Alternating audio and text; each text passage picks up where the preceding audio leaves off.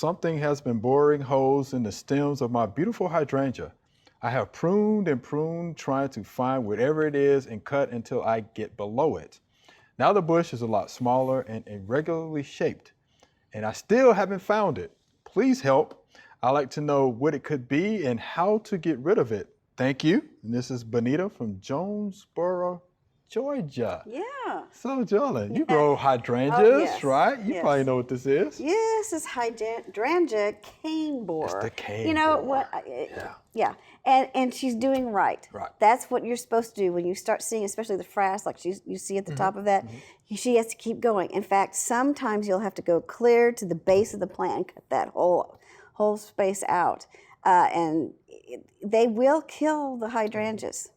And there is no spray that is recommended for them. It's simply cutting them out. Yep. And I guess when next season comes up, try to fertilize and try to get the hydrangeas healthy again. And when you first start seeing that, try to cut below it and get rid of it. Just throw it away, because there's no spray that is recommended for it. It's simply cutting off the area that they're in and and discarding that. Cultural practices are going to be real important. Yeah.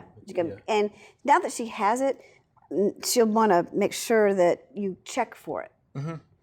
And be more, because you can get it sooner so that you don't have to cut so far down. Right.